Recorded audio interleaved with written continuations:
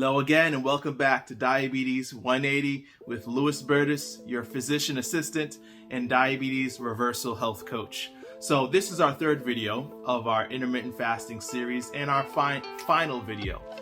This one is important because I'm going to be sharing 4 very practical tips to be successful at intermittent fasting.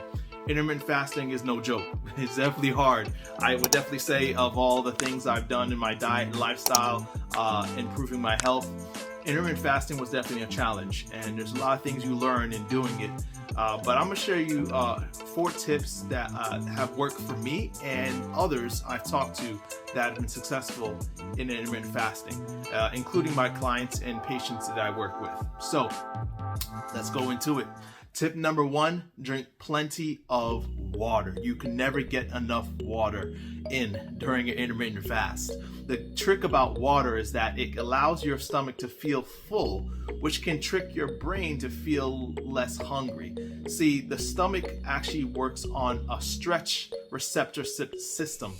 The more it stretches or distends, it sends signals to your brain to make you feel like you are satisfied, okay? So it's a little trick on making you feel less hungry during those long hours of fasting. Fill up with water.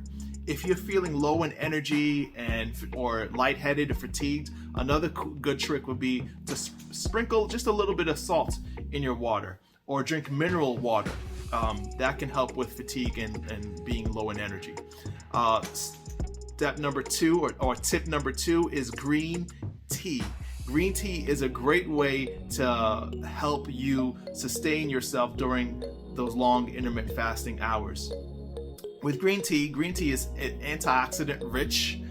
It also is fat burning. Studies also show that it's great for preventing type 2 diabetes. But the greatest benefit, and particularly for a fast, is that green tea helps to slow down your appetite. It suppresses hunger. So it's a great drink to sip on during those hours of fasting. Tip number 3, pay attention to your last meal. Your last meal of the day is very important because it's what determines if you're going to make it or break it on this fast. So I recommend avoiding simple carbs like breakfast cereals, white rice, things that you might typically want to grab as a quick snack. Simple carbs, the problem with them is that they spike your blood sugar very quickly, which will eventually lead to a subsequent blood sugar crash, which will lead you to feeling hungry and craving your next meal, right? And often breaking your fast early.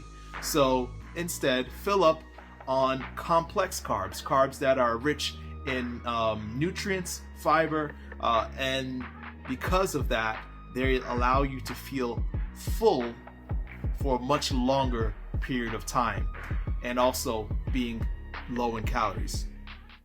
Tip number 4 is really quick and easy because I already made a video about it. Choose the right schedule. So in choosing the right schedule, I'll have to say that it's as simple as watching the video I made prior to this one. So definitely jump in the description section.